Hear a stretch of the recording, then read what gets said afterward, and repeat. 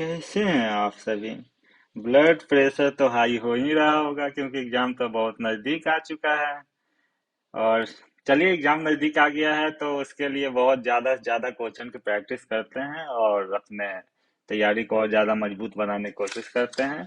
तो आज हम इस वीडियो में बात करेंगे पॉलिटी सब्जेक्ट का, जो यूपीएससी प्री का टेस्ट है, जो दृष्टि विजन 2023 के तहत इसको आयोजित किया गया है और इसको मैंने ज्वाइन भी किया हुआ है, तो उसी की हम इस वीडियो में चर्चा करेंगे। और इससे पहले बहुत सारे टेस्ट सीरीज हैं जिसकी हम चर्चा किए हैं हम लोग, और उस वीडियो को आप जा करके चैनल पर विजिट करके देख सकते हैं, या आप डिस्क्रिप्शन में उसके प्लेलिस्ट या उस वीडियो का इंडिविजुअल लिंक आपको मिल जाएगा। तो चलिए, आइए आज की वीडियो की शुरुआत करते हैं बिना समय को व्यतीत किए हुए। इस वीडियो में आज हम लोग देखेंगे, जो ये टेस्ट हुआ था, ये हुआ था दो सब्जेक्ट को मिक्स करके, एक भूगोल और दूसरा राज्य व्यवस्था यानी पॉलिटी को। तो इसमें भूगोल का भी क्वेश्चन आपको दिख जाएंगे कहीं कहीं, लेकिन हमारा मुख्य जो टारगेट है वो है पॉलिटी का। भूगोल पर किसी और दिन वीडियो बनाएंगे और उसके क्वेश्चन को देखेंगे। तो चलिए, आइए आज का अपना जो पहला ही हमारा क्वेश्चन है वो भूगोल से संबंधित है। तो आइए एक नजर देख लेते हैं कि उसमें क्या क्वेश्चन है और क्या पूछ रहा है। तो यहाँ जल विद्युत परियोजना के बारे में पूछ रहा है, और ये जो है उसका जल विद्युत परियोजना दिया है और उसका नदी दिया हुआ है, और बोल रहा है कि कौन सा सही सुमेलित है, इसको बताना है। तो दुलहटी जो जल विद्युत परियोजना है वो चिनाब नदी पे बनाया गया है, जो कि जम्मू कश्मीर में है। ठीक, जम्मू कश्मीर के किश्तवाड़ जिले में चिनाब नदी पर बनाया गया है। मेट्यूर जो है जल विद्युत परियोजना जो है, ये कावेरी नदी पर बनाया है। ये नीलगिरी में कावेरी नदी पर बनाया गया है, वर्ष 1937 में इसको बनाया गया था। अगला जो है रामपत सागर, जो कृष्णा नदी दिया हुआ है, जो कि बिल्कुल गलत है, ये गोदावरी नदी पर बनाया गया है। ये जो है उत्तर में गोदावरी नदी के निचले इलाके में बनाया गया है, जो राजमुंदरी से लगभग 30 किलोमीटर दूर है। ये बहुउद्देशीय परियोजना है, और ये बिजली उत्पादन के साथ साथ जो सिंचाई प्रदान करने के लिए भी निर्मित किया गया था, इसलिए ये 3 नंबर जो है गलत है। निम्बू बाजगो, ये झेलम नदी पे है, जो कि ये भी गलत है, झेलम पे नहीं है बल्कि सिंधु नदी पे है। जो लद्दाख के लेह जिले में में है, अलची गांव के पास सिंधु नदी की जल विद्युत क्षमता का दोहन करने के लिए बनाया गया था। यह पावर स्टेशन 2012-13 में भी हाल में ही चालू किया गया था। तो इस हिसाब से हमारा दो इसमें ऑप्शन सही है और दो गलत है। तो इसका हमारा आंसर हो जाएगा केवल दो युग्म सही है, यानी और युग्म बी सही, यानी ऑप्शन बी सही है। चलिए, आइए आगे क्वेश्चन देखते हैं। केंद्रीय मंत्रिपरिषद में प्रधानमंत्री सहित मंत्रियों की कुल संख्या लोकसभा की कुल संख्या के 15% से अधिक नहीं होनी चाहिए। मतलब जो केंद्रीय मंत्रिपरिषद होते हैं, जिसमें प्रधानमंत्री सहित यानी पीएम को छोड़ करके नहीं, उसके साथ में लोकसभा के कुल मंत्रियों की संख्या कितनी हो सकती है, अधिकतम वो 15 की जो सीमा तय की गई थी, उससे पूछ रहा है। और उससे पूछ क्या रहा है, तो वो किस संविधान संशोधन के द्वारा लागू किया गया था, ये पूछ रहा है। 42वें संविधान संशोधन 1976 नहीं, 52वें, इसमें 52वें भी नहीं पूछा गया था। 91वें संविधान संशोधन 2003 में इसको लागू किया गया था, जो 15% से अधिक नहीं होने चाहिए की एक सीमा रेखा तय करता है। ठीक ना। और ये जो है किसी भी राजनीतिक दल से राज्य विधानमंडल के किसी भी सदन का सदस्य जो दल बदल के लिए अयोग्य है, उसे भी मंत्री के रूप में नियुक्ति हेतु आयोग घोषित कर देता है ये। ठीक, तो हमारा इस प्रकार इसका विकल्प सी सही होगा।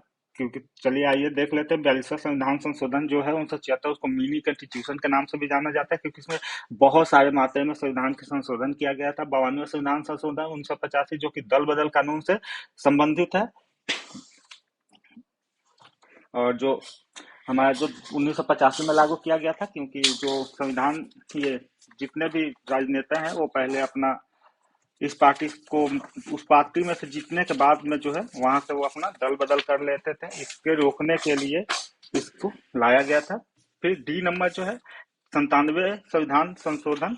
तो 97 संविधान संशोधन 2011 में किया गया था, और यह संशोधन सरकारी समितियों को संवैधानिक दर्जा और संरक्षण देने के लिए लाया गया था। तो इस प्रकार हमारे चारों जो है आप देख लिए कि कौन से किस से संबंधित है। तो अगर इन चारों से संबंधित कोई भी प्रश्न आता है तो आई थिंक अब नहीं छूटना चाहिए। तो इसका आंसर हमारा सी हो जाएगा। आइए आगे के प्रश्न देखते हैं। निम्नलिखित में से कौन से देश का समूह एडियाटिक सागर को घेरे हुए है। देखिए, ये फिर आगे हमारा ज्योग्राफी से। तो इसका आंसर जो होगा, आंसर देख लेते हैं, वो होगा सी आंसर होगा, इटली, क्रोएशिया, अल्बानिया। ठीक, तो आइए आगे का देखते हैं। बुकर पुरस्कार से संबंध में निम्नलिखित कथनों पर विचार कीजिए। यह केवल अंग्रेजी भाषा में उपन्यास लिखने के लिए दिया जाता है। ठीक, यह जो है केवल अंग्रेजी भाषा में उपन्यास लिखने के लिए दिया जाता है। यह पहली बार वर्ष 2001 में पीएच न्यूवी को उनके उपन्यास समथिंग टू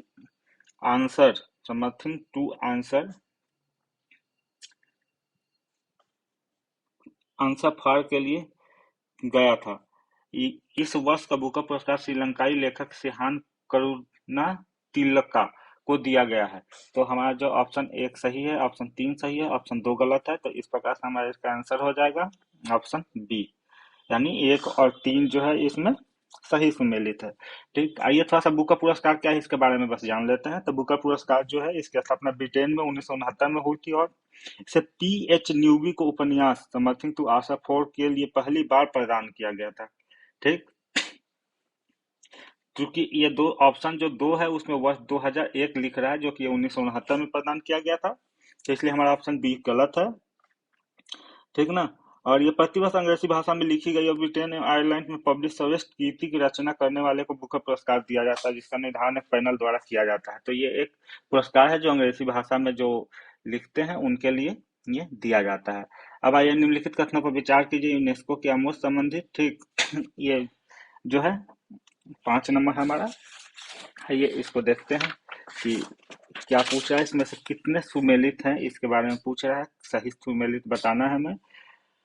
तो इसका हो जाएगा अल खंजर। अल खंजर जो है वो ओमान में है, ना कि कतर में है, तो इसलिए हमारा ऑप्शन 1 गलत हो जाएगा। ठीक, फिर है हरीसा।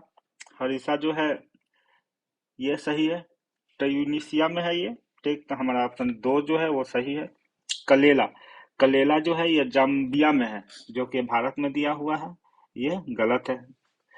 अल हेदा आ ये मिस्र में दिखा रहा है, जो कि यूएई के चरवाहों में है, यह भी गलत है। तो हमारा इसमें केवल ये सही हो जाएगा।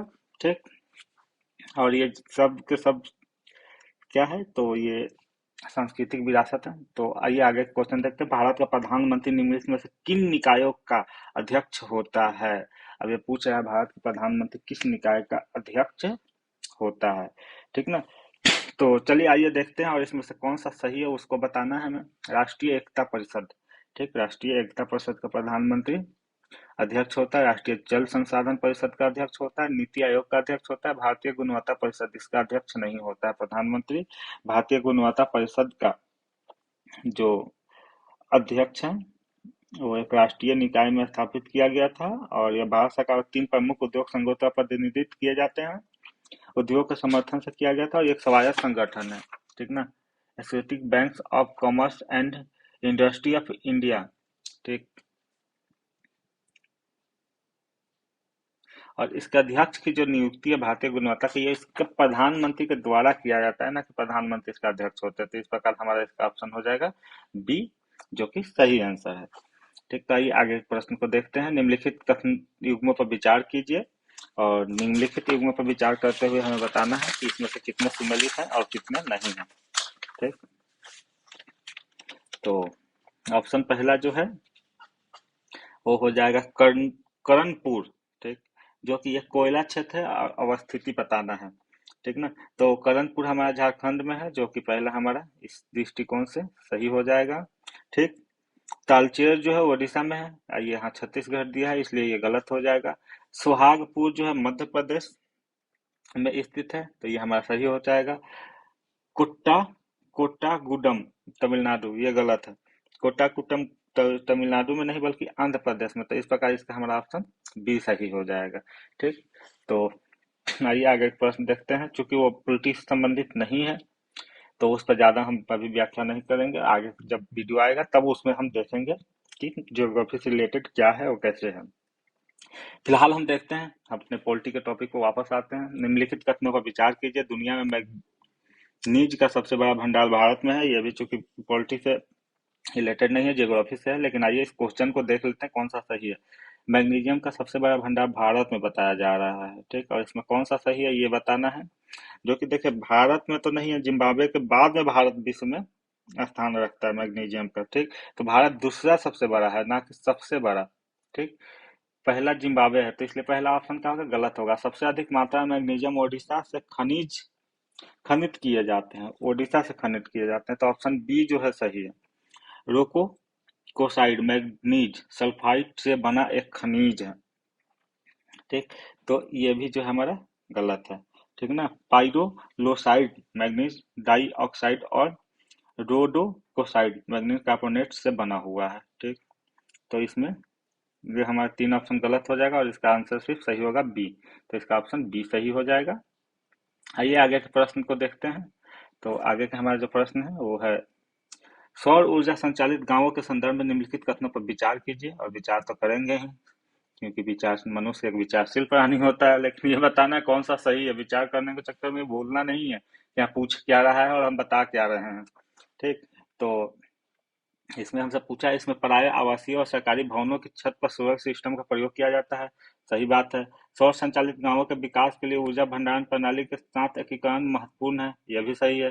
भारत का पहला सौर ऊर्जा संचालित गांव हिमाचल प्रदेश में है, जो कि ये गलत है, ठीक। भारत में जो है पहला सौर ऊर्जा संचालित गांव मोढेरा गुजरात के मेहसाना जिले का एक गांव है, जो भारत का पहला सौर संचालित गांव है। तो ऑप्शन तीन गलत हो जाएगा, ये गुजरात होता तो सही होता, इसलिए हमारा ऑप्शन एक और दो सही है, जो कि ऑप्शन ए में दिखाई दे रहा है। इस प्रकार हमारा ऑप्शन ए सही हो जाएगा इसका, ठीक। सौर ऊर्जा संचालित गांव वो होता है, मतलब सौर ऊर्जा संचालित गांव क्या है, इसको थोड़ा सा जान लीजिए, जो कि आप सभी को पता होगा ही। जैसे सौर ऊर्जा संचालित मतलब सौर पैनल के द्वारा जो ऊर्जा लेकर के हम वहाँ बिजली की आपूर्ति करते हैं, उसको बोलते हैं नॉर्मल भाषा में अगर देखा जाए तो ये। लेकिन थोड़ा सा इसको देख ले, जो सौर ऊर्जा उत्पादन में आत्मनिर्भर होता है, यानी कि अलग से बिजली नहीं लेना है, सौर ऊर्जा से ही प्राप्त बिजली से अपना गांव को संचालित करता है, या गांव के घरों में स्थापित सौर पैनलों का उपयोग करता है। इससे ग्रामीणों के लिए 24 घंटे बिजली पैदा होती है, यानी अपने छत पे सौर पैनल लगा के उसके बिजली का प्रयोग कर रहे हैं, वही सौर ऊर्जा का है। तो उस क्वेश्चन का आंसर ए हो जाएगा। आइए आगे क्वेश्चन देखते हैं। निम्नलिखित में से कौन सा कथन सलोट बियर के संदर्भ में सही नहीं है। यहाँ देखिए, यहाँ सही नहीं है पूछ रहा है, ठीक ना। यानी कौन सा गलत है ये बताना है, ठीक। इसमें गलती नहीं करना है, नहीं तो कभी कभी सही नहीं है और सही है में ज्यादा अंतर दिखता नहीं है, और हम मैक्सिमम टाइम क्या है गलत आंसर लगा के आ जाते हैं, ठीक। तो ये वाला काम करना नहीं है। और इसका जो है सलॉथ बियर जो है यह केवल दक्षिण एशिया में ही पाए जाते हैं, ठीक। देखिए यहाँ पे आया ना केवल, तो यहाँ केवल आते हैं, सतर्क हो जाना है, ठीक। ये ऑप्शन सही है, लेकिन केवल आया, ये हाइबरनेट नहीं करते हैं, यह भी सही है। स्लॉथ बियर की लगभग 90% वैश्विक आबादी भारत में पाई जाती है, यह भी सही है। ये आईयूसीएन की रेड लिस्ट के तहत लुप्त प्राय रूप में सूचीबद्ध है, यही गलत है, ठीक। क्योंकि ये जो है आईयूसीएन के लाल सूची सुमेध में ये लुप्त प्राय में नहीं, ये बल्कि सुमेध यानी वल्नरेबल में ये क्या है, सूचीबद्ध है। तो इस प्रकार ये जो है लुप्त प्राय जो है यहाँ पर ये गलत हो जाएगा, ठीक। आईयूसीएन जो है उन सब वन्य जीव संरक्षण अधिनियम 1972 सूची एक में ये है, भारतीय कानून के तहत। और लुप्त प्रजातियों के अंतर्राष्ट्रीय व्यापार पर कन्वेंशन सिटीज में ये परिशिष्ट वन में रखा गया है। तो इस प्रकार जो हमारा स्लॉथ बियर दुनिया भर में पाई जाने वाली 8 भालू प्रजाति है। स्लॉथ बियर जो है 8 प्रकार की भालू की प्रजातियां जो दुनिया भर में पाई जाती हैं, ठीक। तो चलिए आगे प्रश्न देखते हैं। निम्नलिखित कथनों पर विचार कीजिए। न्यायिक पुनर्विलोकन संविधान की मूल संरचना का एक हिस्सा है, ठीक। ये देखिए, न्यायिक पुनर्विलोकन एक मूल संविधान की क्या है, संरचना का एक हिस्सा है, ठीक। न्यायिक पुनर्विलोकन वाक्यांश का उपयोग संविधान में कहीं भी नहीं किया गया है, यह भी सही बात है, ठीक। तो इसका हमारा ऑप्शन एक और दो दोनों सही है, तो इस प्रकार सी सही हो जाएगा, ठीक। और न्यायिक पुनर्विलोकन की जो शक्ति है वो भारत में संविधान में किस देश से लिया गया था, तो इसको लिया गया था यूएसए से। यूएसए के संविधान से भारतीय संविधान में इसको लिया गया था, तो इसको भी भूलना नहीं है, क्योंकि ये भी प्रश्न के रूप में ऐसे तो आते हैं, साथ में मिलान करने के लिए भी आ जाते हैं, ठीक। तो उसको भी ध्यान रखना है। भारतीय पुनर्विलोकन की शक्ति आपको पता है कि उच्च न्यायालय की न्यायिक पुनर्विलोकन की शक्ति राज्य विधानमंडल और केंद्र और राज्य दोनों सरकारों के अधिनियमों और कार्यकालीय आदेशों के संवैधानिकता के परीक्षण के लिए होता है। इसे उच्च न्यायालय की, अगर उच्चतम न्यायालय की बात करें तो केंद्र से लेकर सभी राज्य और केंद्र शासित प्रदेश की कानून का वो कर सकता है, लेकिन उसके पास जाना चाहिए वो कानून। तो इस प्रकार हमारा इसका ऑप्शन सी सही हो जाएगा। आगे का क्वेश्चन देखते हैं। इंटरपोल नोटिस संबंध रखता है किससे? ठीक, तो इंटरपोल नोटिस जो है देखते हैं क्या है। पहले तो ये जान लीजिए कि इंटरपोल नोटिस जो है सहयोग या चेतावनी के लिए अंतर्राष्ट्रीय अनुरोध है। सहयोग या चेतावनी के लिए क्या है? अंतर्राष्ट्रीय अनुरोध है, जो सदस्य देशों में पुलिस को महत्वपूर्ण अपराध संबंधी जानकारी साझा करने की अनुमति देता है। यानी पुलिस को क्या कहता है? अपराध संबंधी जानकारी का अनुमति देता है वो। और ये जो अंतर्राष्ट्रीय आपराधिक पुलिस संगठन एक अंतर सरकारी संगठन है, जो 194 सदस्य देशों के पुलिस बल को समन्वय में मदद करता है। तो आइए इसको देखते हैं कि क्या है ये। तो रेड नोटिस जो है, red notice internal Interpol notice जो है, इसमें रेड जो है, रेड नोटिस वो संदिग्ध व्यक्तियों के लिए किया जाता है, ठीक, जारी किया जाता है, जो कि 1 नंबर सही है। येलो नोटिस जो है लापता व्यक्तियों के लिए, लोग के लिए किया जाता है, जो कि एक कार्य प्रणाली से है, जो कि गलत है। ब्लू नोटिस अतिरिक्त जानकारी के लिए है, जो कि इसमें दे रहा है लापता लोगों से, यह भी गलत है। ब्लैक नोटिस जो है अज्ञात सोर्स से है, जो कि ये सही है, ठीक ना। ग्रीन नोटिस चेतावनी और जानकारी से है, जो कि अतिरिक्त जानकारी यहाँ पे दिया हुआ है, ये गलत है, ठीक ना। और ब्लू नोटिस जो है, ब्लू नोटिस ये चेतावनी और जानकारी से दे रहा है, जो कि गलत है, ठीक। तो इसमें 1 2 3 4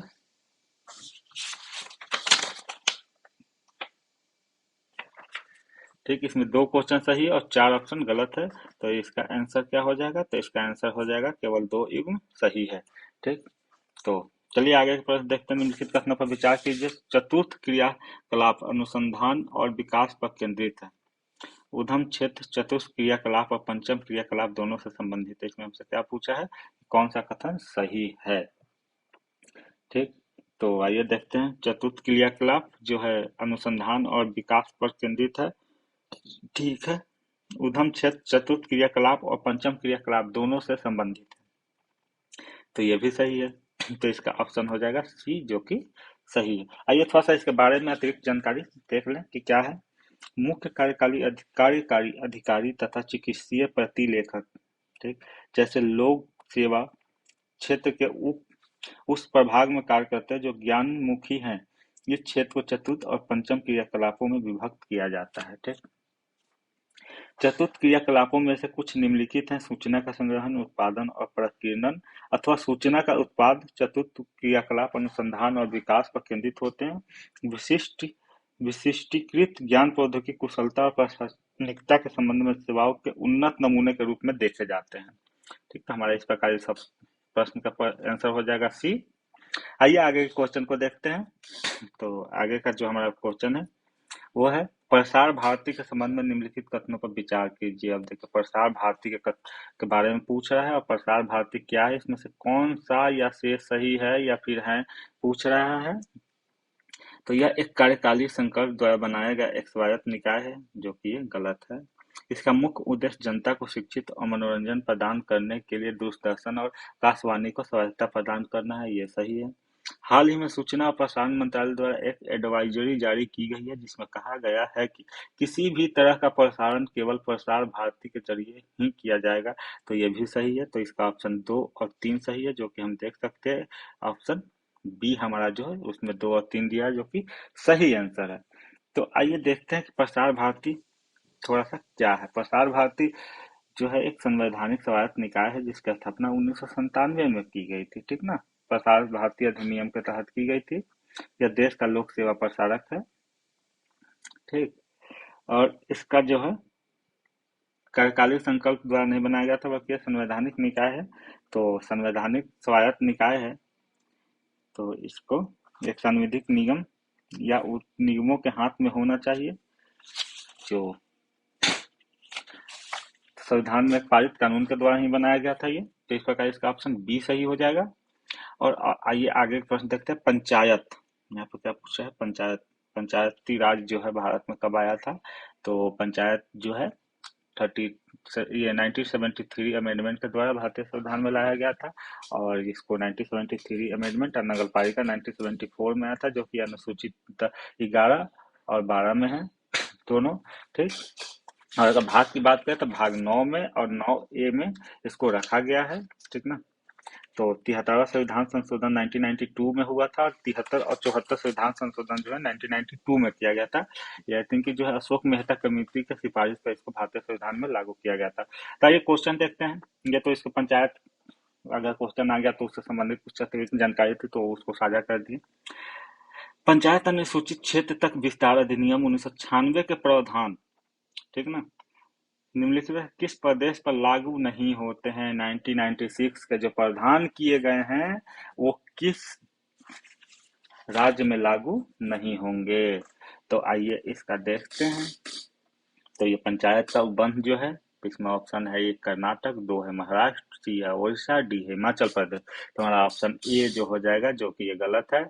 यहाँ पे इसमें लागू होगा। ठीक ना। किस देश पर लागू नहीं होते हैं, तो कर्नाटक पे लागू नहीं होते हैं। ठीक। तो हमारा ऑप्शन ए जो है इसका सही आंसर हो जाएगा। पंचायत उपबंध जो है क्या है, ग्रामीण भारत में स्थानीय स्वशासन को बढ़ावा देने के लिए वर्ष 1992 में 73वां संविधान संशोधन किया गया। इसके माध्यम से त्रिस्तरीय पंचायती राज संस्था को संवैधानिक दर्जा दिया गया। अनुच्छेद 243 के तहत अनुसूचित और आदिवासी क्षेत्रों में इसका आवेदन प्रतिबंधित था। ठीक। 1995 में भूरिया समिति की सिफारिश के बाद भारत के अनुसूचित क्षेत्रों में रहने वाले लोगों के लिए आदिवासी स्वशासन सुनिश्चित करने के लिए अनुसूचित क्षेत्रों में पंचायत विस्तार यानी पेशा अधिनियम 1996 अस्तित्व में आया। किसके रिकमेंडेशन पे, तो भूरिया समिति के रिकमेंडेशन पे अनुसूचित क्षेत्र तक इसका विस्तार किया गया। ठीक। अधिनियम ने पंचायत प्रावधानों को 5वीं अनुसूची वाले 9 राज्यों के आदिवासी क्षेत्रों तक बढ़ा दिया गया। ठीक। तो इसको फिर आदिवासी क्षेत्रों में भी बढ़ा दिया गया 1996 में, जो कि भूरिया समिति के सिफारिश पर किया गया था। इस प्रकार इसका ऑप्शन ए सही हो जाएगा।